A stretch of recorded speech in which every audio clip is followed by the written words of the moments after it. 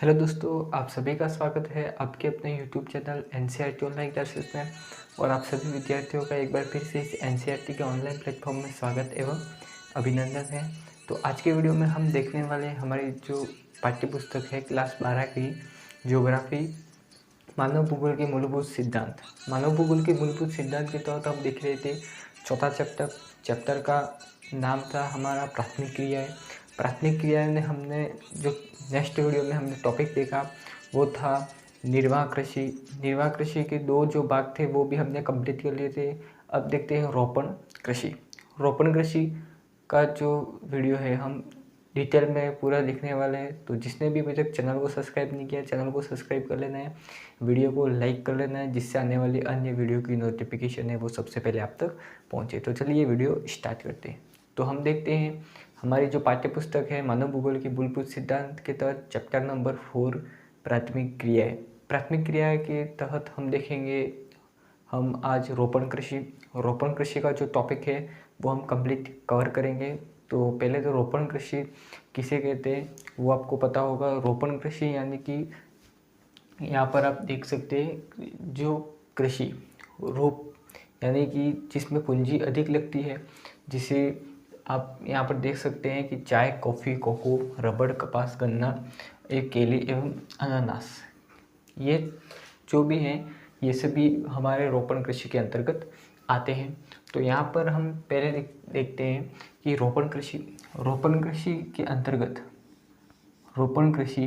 अंतर्गत कौन कौन से ये जो उदाहरण देखते हैं। तो पहला उदाहरण है चाय का, कॉफ़ी का, कोको, रबड़, कपास, इसके बाद गन्ना, केले, अनानास के पौध, ये सभी हमारे ये देखते हैं चाय, कॉफ़ी, कोको, रबड़, कपास और गन्ना और केले एवं अनानास के पौध, ये सभी रोपण कृषि के अंतर्गत आते हैं। अब हम देखते हैं कि पहला हमारा पॉइंट है कि ये जो यूरोपवासी लोग हैं, जो यूरोपीय लोग यानी कि जैसे कि आपको देखा होगा कि डच हो गए, यूरोपीय डच, पुर्तगाली, ये सभी जो हैं ये यूरोपीय लोग हैं। यूरोपीय लोगों ने विश्व के अनेक भागों में यानी कि जो विश्व के जो अनेक अनेक भाग हैं, जो अनेक भाग में यहाँ पर बताया गया है, ये आपका विश्व हो गया। ये भूमध्य रेखा है। तो ये भूमध्य रेखा, ये वाला भाग जो है ये उष्ण कटिबंधीय भाग कहलाता है। तो यहाँ पर आप देख सकते हैं कि यूरोपीय लोगों ने विश्व के जो अनेक भागों में औपनिवेशीकरण किया। और औपनिवेशीकरण किया यानी कि ये जो यूरोपीय लोग थे वो अधीन रहते थे, यानी कि औपनिवेशीकरण यानी उनको वहाँ पर क्या किया था कि औपनिवेशीकरण किया था, यानी कि वहाँ पर राज करते थे, औपनिवेशीकरण किया था। तथा कृषि के कुछ जो अन्य रूप की शुरुआत की, यानी कि वहाँ पर राज करके जो कृषियों की यानी कि कृषि की जो है वो शुरुआत की। तो इसमें क्या होता था, लाभ अधिक मिलता था और पूंजी भी अधिक मिलती थी और पूंजी अधिक लगाया भी जाता था। तो यहाँ पर औपनिवेशीकरण किया तथा कृषि के जो कुछ अन्य रूप की शुरुआत की किसने की, ये यूरोपीय लोग डच, फिलिस्तीन, ये सभी हैं, ये हमारे जो है यूरोपीय लोग हो गए। इसके बाद यहाँ पर जैसे रोपण कृषि जो रोपण कृषि है, जो वृहद स्तरीय लाभान्वित उत्पादन प्रणाली है, यानी कि ये जो रोपण कृषि है, ये रोपण कृषि एक तरह से लाभान्मुख यानी कि ये लाभान्मुख यानी कि ये एक तरीके से आपको लाभ पहुंच जाती है, यानी कि अच्छा इसमें पूंजी मिलती है और इसमें पूंजी भी अधिक जाती है। तो ये जो यूरोपीय लोगों ने विश्व के जो औपनिवेशीकरण किया था तथा यूरोप के जो कुछ भाग थे, यानी कुछ भाग में उन्होंने शुरुआत की, जैसे रोपण कृषि की वृहद स्तरीय लाभान्मुख उत्पादन प्रणाली है। ये जो रोपण कृषि है वो क्या है, लाभान्मुख उत्पादन प्रणाली, यानी कि इस पर अधिक लाभ हमें प्राप्त किया जा सकता है, ऐसी ये प्रणाली है। कौन सी प्रणाली, रोपण कृषि।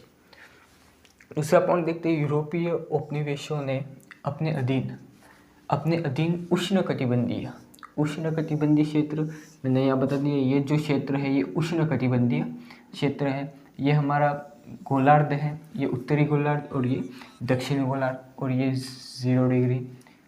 इसमें यहाँ पर आप देख सकते हैं कि उष्णकटिबंधीय क्षेत्रों में चाय, कॉफ़ी, रबड़, कोको, रबड़, कपास, गन्ना और केले एवं अनानास यानी जो पाइनएप्पल होता है वो, अनानास के जो पौधे हैं वो लगाए। कहाँ पर लगाए थे? ये भूमध्य रेखा के आसपास। इसको ही हम उष्णकटिबंधीय क्षेत्र कहते हैं।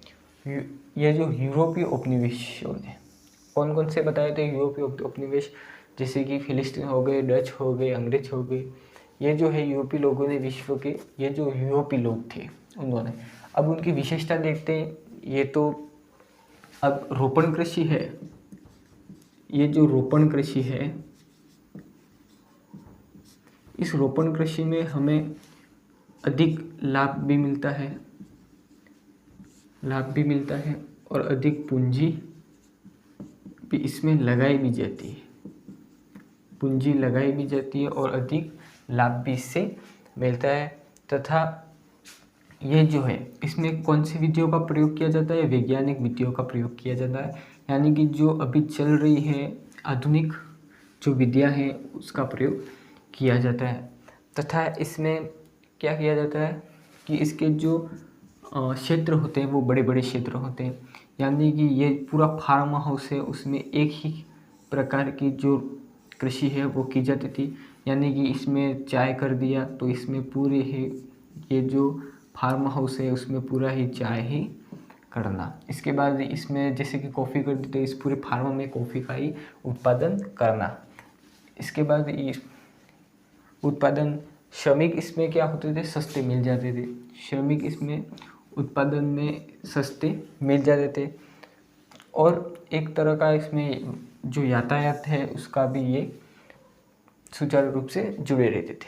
इसके बाद उनकी विशेषता में देखते हैं तो पहला विशेषता, कृषि क्षेत्र का आकार विस्तृत होता है। मैंने बता दिया ये उनका कृषि क्षेत्र का जो आकार है वो विस्तृत होता है। इसके बाद इसमें अधिक पूंजी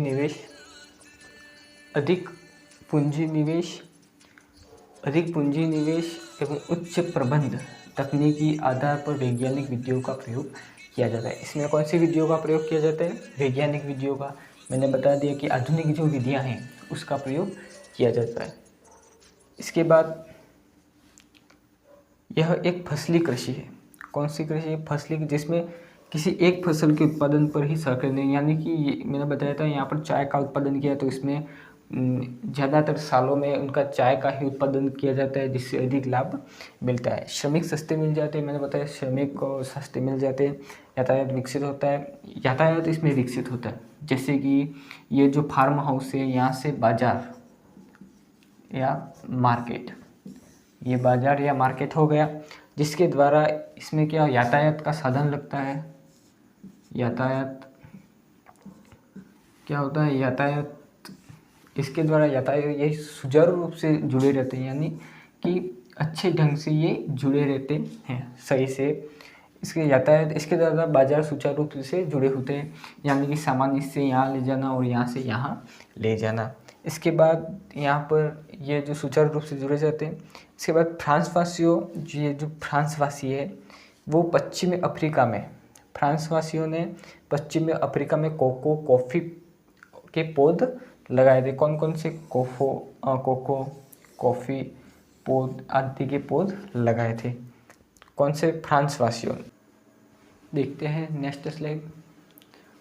नेक्स्ट स्लाइड में हम देखेंगे कि जो स्पेन कहाँ पर है? तो ये जो स्पेन है, ये स्पेन फ्रांस के जस्ट नीचे वाला भाग है वो स्पेन है।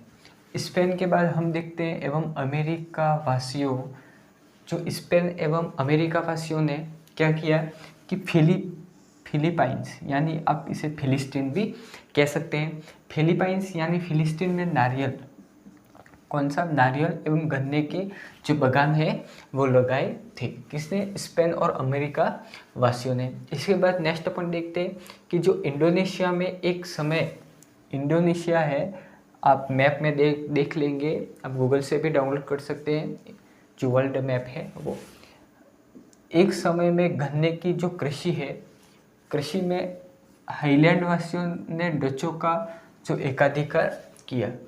जो यहाँ पर हाईलैंड वासियों ने किसका कि हाईलैंड इंडोनेशिया में एक समय गन्ने की जो कृषि में जो हाईलैंड वासी हैं, हाईलैंड वासियों ने डचों का जो है पुर्तगाली के बाद डच आए थे, तो हाईलैंड वासियों ने डचों का जो एकाधिकार किया था।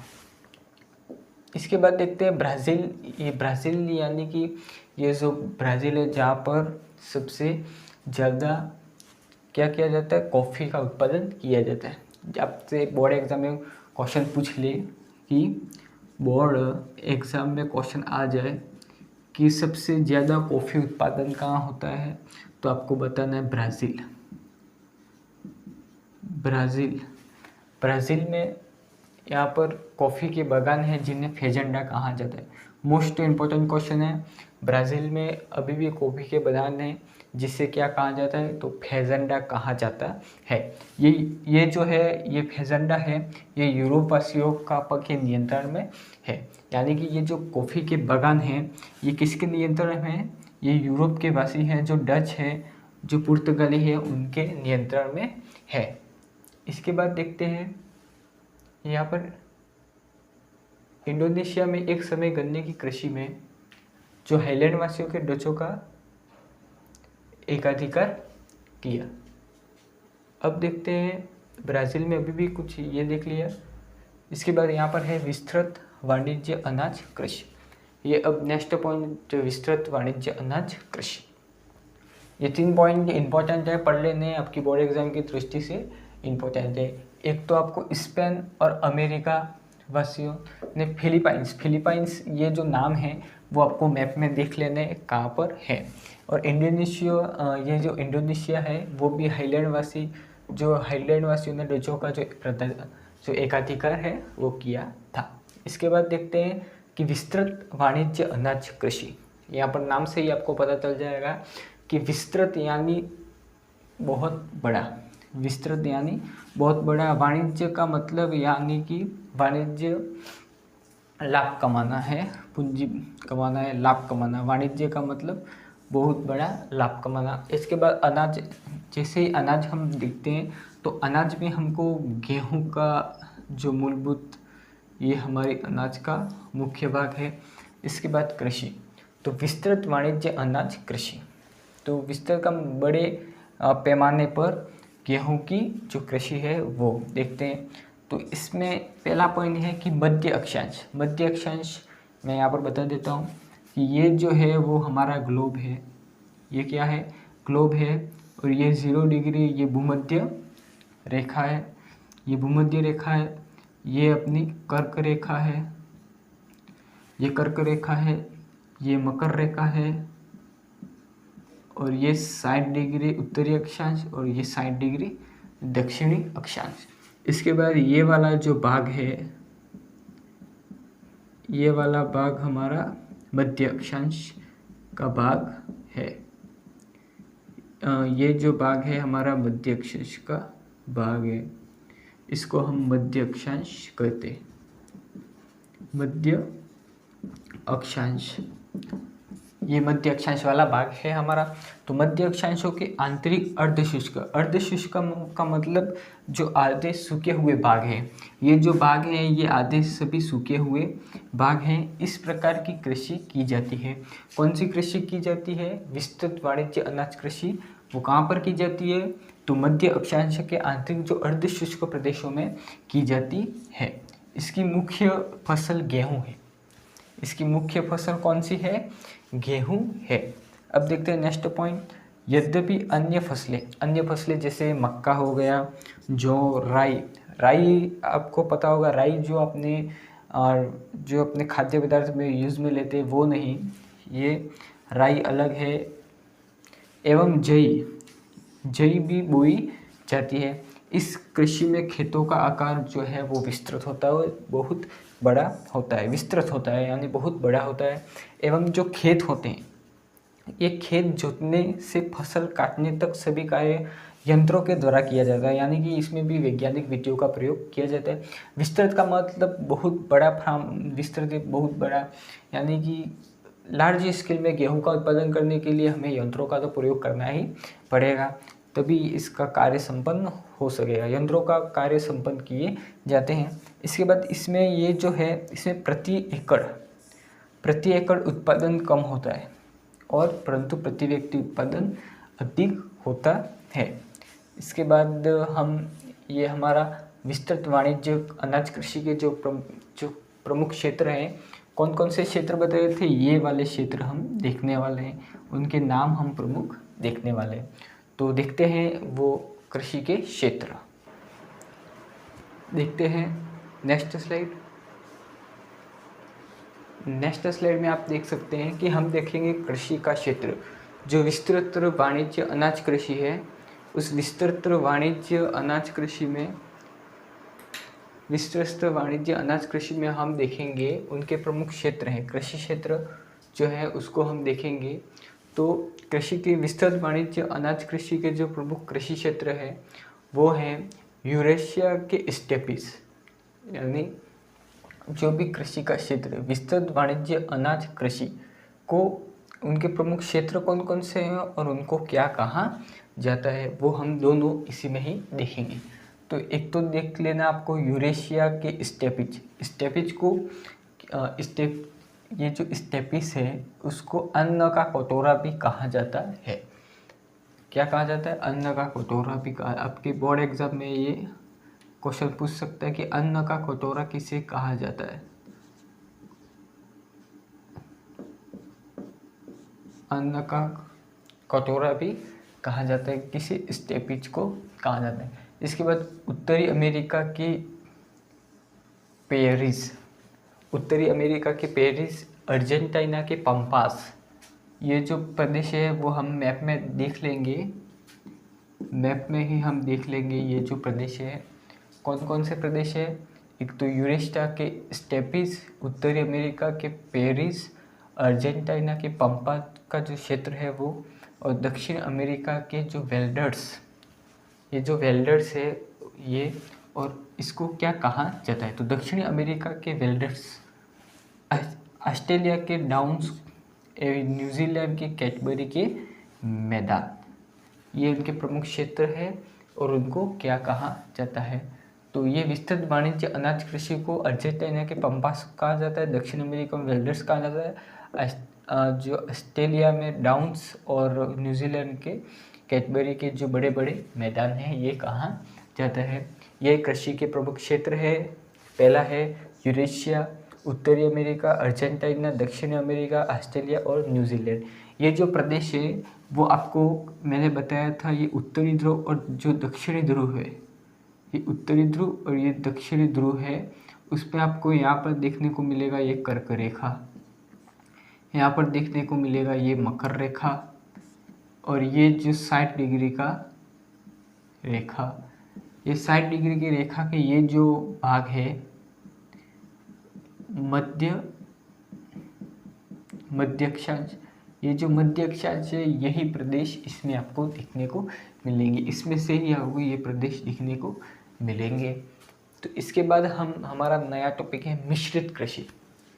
मिश्रित कृषि किसे कहते हैं? नाम से ही आपको पता चल जाएगा। मिश्रित यानी कि दो का मेल, यानी कि एक ही, जैसे कि खेत है, ये पूरा खेत है, ये खेत है, अब मान ली ये खेत है और इस खेत में मिश्रित कृषि करनी है। तो मिश्रित कृषि किसे कहते हैं?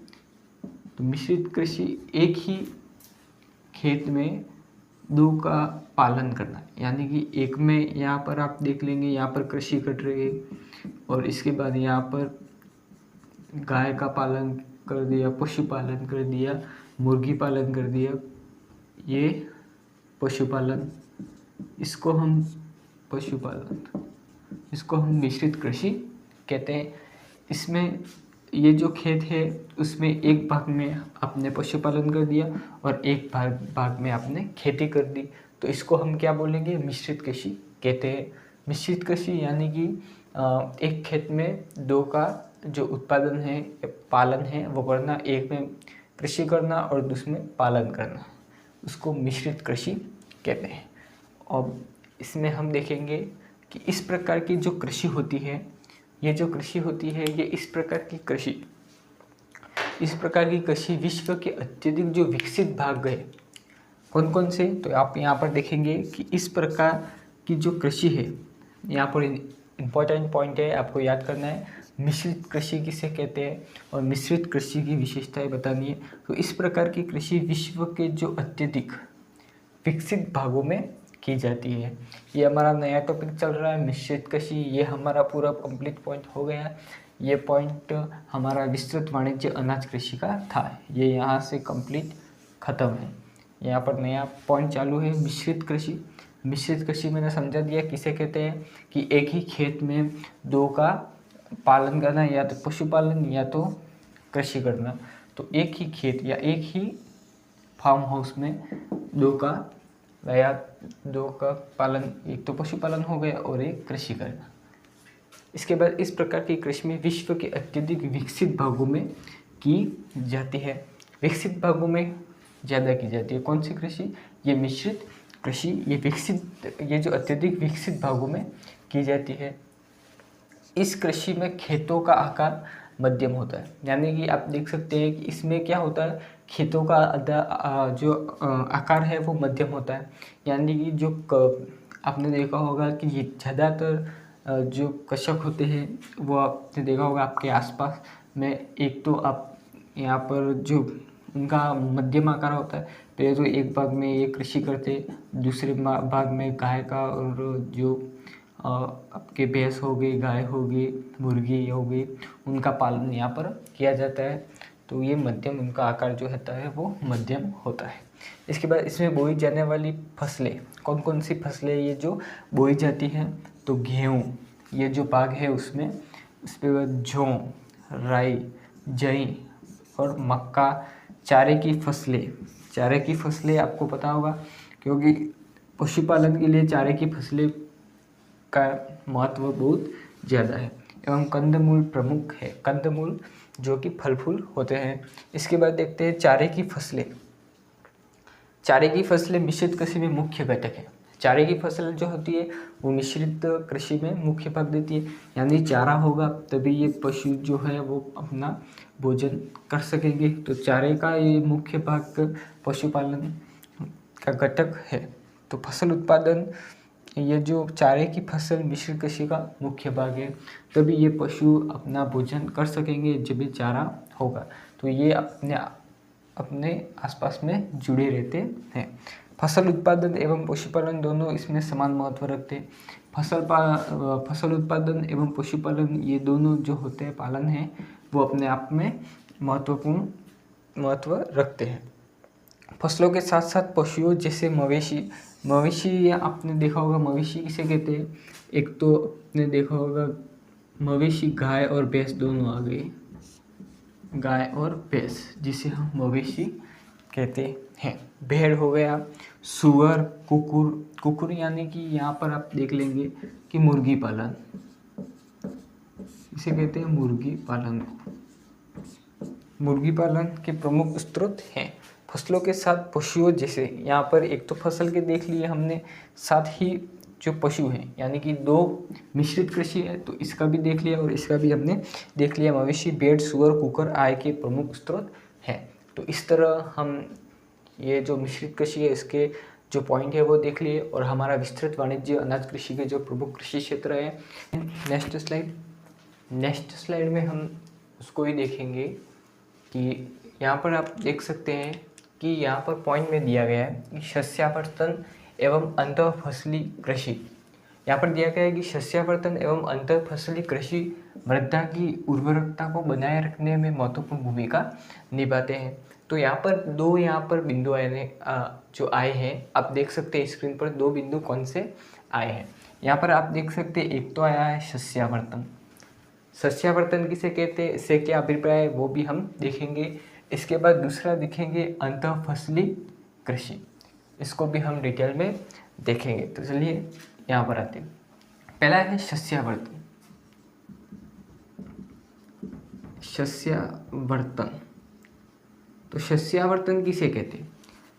शस्यावर्तन का मतलब जैसे कि एक कृषक है, वो कृषक अपनी भूमि पर लगातार कृषि करता है। यानी कि आप देखेंगे कि एक फसल होगी, गेहूँ हो गई, गेहूँ है, चावल है, कहीं भी जो भी अनाज है, जैसे कि गेहूँ है, और गेहूँ को वो शस्यावर्तन के उपरांत वो लगातार पहले वर्ष पर भी वो गेहूँ का उत्पादन करता है, दूसरे वर्ष में भी गेहूँ का उत्पादन करता है, और तीसरे वर्ष में भी वो क्या करता है, गेहूँ का उत्पादन करता है।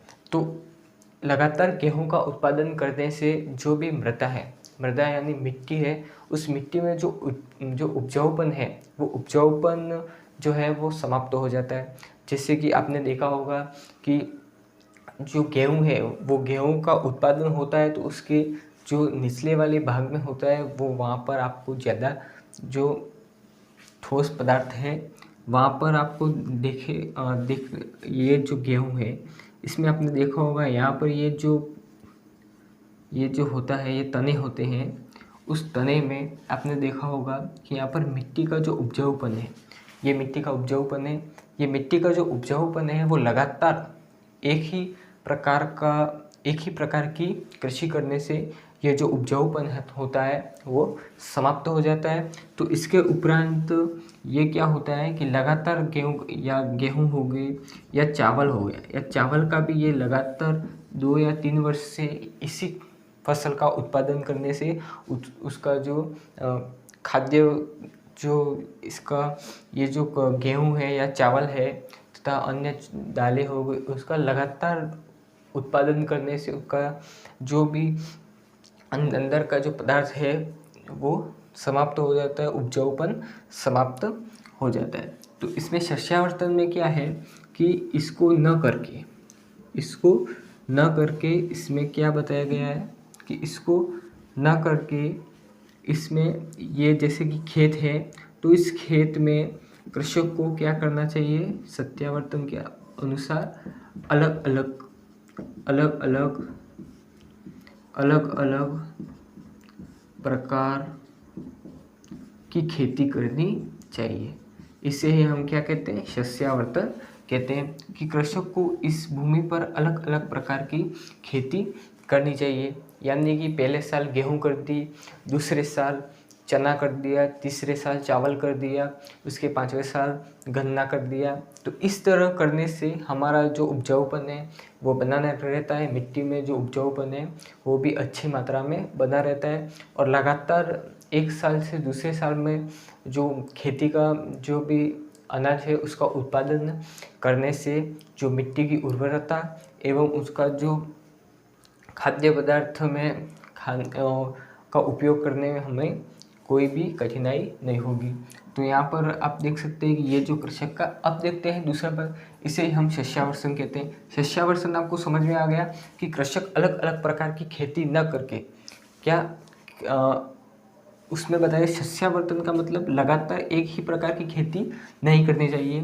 कृषक को क्या करना चाहिए, अलग अलग प्रकार की खेती का उत्पादन करना चाहिए। इसे ही हम शस्यावर्तन कहते हैं। आपकी बोर्ड एग्जाम में क्वेश्चन आ गया कि शस्यावर्तन किसे कहते हैं, तो शस्यावर्तन किसे कहते हैं कि अलग अलग प्रकार की खेती करना, जिसे शस्यावर्तन कहते हैं। दूसरा है मृदा की उर्वरता को बनाए रखने के लिए महत्वपूर्ण भूमिका है। दूसरा है अंतःफसली कृषि।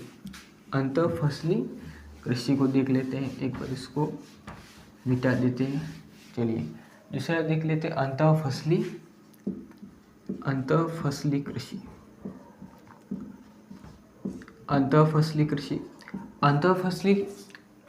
फसली कृषि में क्या है कि आपने देखा होगा कि अंतःफसली कृषि का मतलब कि ये खेत है, उस खेत में एक साथ कई अनाजों का उत्पादन करना। यानी कि इसमें हो गया गेहूँ, इसमें हो गया चावल, इसमें हो गया चना। ये एक ही खेत में कई प्रकार का इसे हम कई प्रकार की जो कई प्रकार का अनाज का उत्पादन करना ही हम अंतःफसली कृषि कहते हैं। अंतःफसली कृषि क्या है आपने समझ में आ गया होगा कि एक ही खेत में कृषक अपने एक ही खेत में गेहूँ, चावल, चना का उत्पादन करना है तो अपनी जो भूमि है उसमें उर्वरता भी बनी रहेगी और उसका जो उपयोग भी अच्छी तरह से होगा और उर्वरता का भी समान मात्रा में उपलब्धता रहेगी। तो इस तरह ये सस्यावर्तन और अंतर फसली कृषि में अंतर आपने देख लिया होगा, क्योंकि ये क्वेश्चन बोर्ड एग्जाम में अधिकतर बार पूछे जाते हैं। तो चलिए देखते हैं हम विकसित कृषि। विकसित कृषि का मतलब विकसित कृषि यंत्र, इमारतों एवं रासायनिक, वनस्पति। यहाँ पर विकसित कृषि को विकसित करने के लिए किस चीज़ की आवश्यकता होगी? यंत्रों की आवश्यकता होगी। एवं यहाँ पर इमारतों एवं रासायनिक, वनस्पति। रासायनिक का मतलब आपने देखा होगा खाद्य पदार्थ जो यूरिया होते हैं वो रासायनिक के अंतर्गत आते होते हैं। वनस्पति खाद्य यानी कि अपने जो भी भैंस वगैरह होते हैं उनका जो गोबर होता है उनके द्वारा जो खाद का उपयोग किया जाता है उसे हम वनस्पति खाद्य कहते हैं, जो मानव के द्वारा जो खाद्य का उपयोग किया जाता है।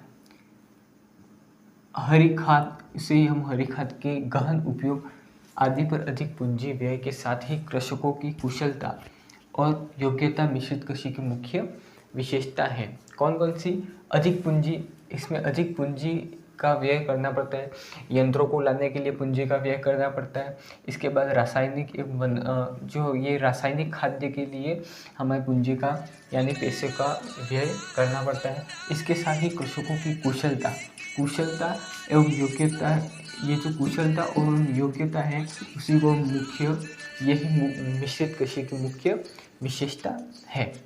तो अब हम देखते हैं हमारा नेक्स्ट टॉपिक है डेयरी कृषि। एक बार इसको स्क्रीनशॉट ले लेना है। डेयरी कृषि, ठीक है। डेयरी कृषि किसे कहते हैं? तो डेयरी कृषि आपने यहाँ पर देखा होगा कि डेयरी कृषि में क्या किया जाता है कि पशुओं का पालन किया जाता है तथा पशुओं का पालन करके उसका जो दूध उत्पादन होता है उसके दूध उत्पादन के द्वारा ही उसका कई पदार्थ बनाए जाते हैं खाने के लिए, जैसे कि दूध हो गया, पनीर, मावा, कुल्फ़ी, ये जो अंतर्गत आते हैं वो डेयरी कृषि के अंतर्गत आते हैं। तो चलिए देखते हैं। पहला पॉइंट है डेयरी व्यवसाय। दुधारू पशुओं, दुधारू का मतलब जो भी दूध देने वाले पशु हैं, पशुओं के साथ साथ पालन पोषण का सर्वाधिक अनंत दक्ष प्रकार है। यानी कि दक्ष प्रकार यानी कि ये जो प्रकार है दुधारू पशु, ये पालन पोषण का सर्वाधिक डेयरी कृषि का दक्ष प्रकार है। दूसरा है इसमें पूंजी की भी अधिक आवश्यकता होती है। आपने देखा होगा कि पशु होते हैं, पशुओं को दूध निकालने के लिए यंत्रों का प्रयोग किया जाता है, इसका गोबर को हटाने के लिए यंत्रों का प्रयोग किया जाता है। विभिन्न प्रकार का यंत्रों का जो प्रयोग है वो पशुओं को पालन पोषण में किया जाता है। तो इसके लिए क्या होगा, पूंजी की ज़्यादा आवश्यकता होगी, यानी पैसों की ज़्यादा आवश्यकता होगी। दूसरे है पशुओं के लिए छप्पर घास संचित करने के लिए भंडार चाहिए होंगे। दूध उत्पादन में अधिक यंत्रों का प्रयोग के लिए पूंजी अधिक होनी चाहिए, ये हमने देख लिया। इसके बाद है पशुओं के प्रजनन। पशु है, उस पशुओं को प्रजनन के लिए, उनकी संतान उत्पत्ति के लिए, पशुओं के प्रजनन के लिए पशु चिकित्सा पर भी अधिक ध्यान दिया जाता है। पशु का जो चिकित्सा है उस पर भी अधिक ध्यान दिया जाता है। इसके बाद है इसमें गहन श्रम की आवश्यकता होती है और इसमें श्रम की अधिक आवश्यकता होती है, उसमें मेहनत ज़्यादा करनी पड़ती है। कौन से? डेयरी कृषि में। डेयरी कृषि में अधिक गहन श्रम का उपयोग किया जाता है, लगाना ज़्यादा पड़ेगा। इसके बाद है पशुओं को चराने में, दूध निकालने आदि कार्यों के लिए वर्ष भर श्रम की आवश्यकता न हो। पशुओं को चराने, दूध निकालने आदि कार्यों के लिए वर्ष भर श्रम की आवश्यकता न हो। तो डेयरी कृषि का कार्य नगरीय एवं औद्योगिक केंद्रों के समीप किया जाता है। यानी कि आपने देखा होगा कि जैसे कि डेयरी कृषि जो होती है, जैसे कि ये डेयरी कृषि हो गई, ये कहाँ पर? ये जो नगरीय होती है, नगर होते हैं या जो नगरीय एवं औद्योगिक केंद्र होते हैं, नगरीय एवं जो औद्योगिक केंद्र होते हैं, बड़े बड़े केंद्र होते हैं, बाजार होते हैं, उसके समीप किया जाता है, जिससे कि ज़्यादा मुनाफा हो और परिवहन का साधन भी अच्छे से उपलब्ध किया जा सकते हैं। ये क्षेत्र ताज़ा दूध एवं अन्य डेयरी उत्पादन के लिए अच्छे बाजार होते हैं। क्या ये जो क्षेत्र होते हैं ये ताज़ा दूध एवं अन्य डेयरी उत्पादन के लिए अच्छे बाजार होते हैं। ताज़ा दूध एवं अन्य जो डेयरी उत्पादन के लिए ये अच्छे बाजार होते हैं। कौन सा? डेयरी उत्पादन, डेयरी कृषि। वर्तमान समय में नेक्स्ट स्लाइड में आप देख सकते हैं वाणिज्य डेयरी कृषि के जो प्रमुख क्षेत्र हैं वो कौन कौन से हैं। ये प्रमुख क्षेत्र आप वाणिज्य यानी कि ये जो डेयरी है उसके डेयरी के जो आप देखते होंगे कि जो खाद्य पदार्थ मिलते हैं दूध के, जैसे पनीर हो गया, आपके आइसक्रीम हो गई, ये जो पदार्थ हैं वो प्रमुख क्षेत्र कहाँ से आते हैं। ये सबसे पहला पॉइंट है, सबसे बड़ा प्रदेश उत्तरी पश्चिमी यूरोप। उत्तरी पश्चिमी यूरोप में आप वर्ल्ड में देख पा रहे हैं, साइड में आप स्क्रीन पर देख पा रहे हैं कि वो वाला जो क्षेत्र है ये पश्चिमी यूरोप का क्षेत्र है। आप इमेजिन कर रहे हैं, ये आप स्क्रीन पर देख पा रहे हैं, ये जो है। सेकंड है कनाडा। कनाडा आप रेड लाइन आपको ड्रॉ हो रही है, ये आपकी कनाडा है। इसके बाद थर्ड है न्यूजीलैंड। न्यूजीलैंड एवं दक्षिणी पूर्वी ऑस्ट्रेलिया एवं तस्मानिया, ये आप देख सकते हैं, ये न्यूजीलैंड है एवं दक्षिणी पूर्वी है एवं ऑस्ट्रेलिया और तस्मानिया भी आपको देखने को मिल जाएंगे। ये तीनों प्रदेश हैं वो दूध उत्पादन के लिए सबसे फेमस है, सबसे जाने माने प्रदेश हैं। ये उनके ही द्वारा यहाँ पर प्रोडक्ट जो है वो आते हैं। कनाडा से यहाँ पर ज़्यादा प्रोडक्ट आते हैं। इसके बाद न्यूजीलैंड, दक्षिणी पूर्वी ऑस्ट्रेलिया एवं पश्चिमी यूरोप से भी अच्छे प्रकार के दूध के यहाँ पर पदार्थ हमारे भारत में आते हैं। तो आज के वीडियो में बस इतना ही। वीडियो अच्छा लगा वीडियो को लाइक, चैनल को सब्सक्राइब कर लेना है, जिससे आने वाली अन्य वीडियो की नोटिफिकेशन सबसे पहले आप तक पहुँचेगी। इसके बाद हम देखेंगे भूमध्य सागरीय कृषि। तो भूमध्य सागरीय कृषि के लिए वीडियो को लाइक करके चैनल को सब्सक्राइब कर लेना है, जिससे आपकी जो नेक्स्ट वीडियो है वो आपको सबसे पहले आपको स्क्रीन पर दिखेगी। तो आज के वीडियो में इतना ही। Thank you.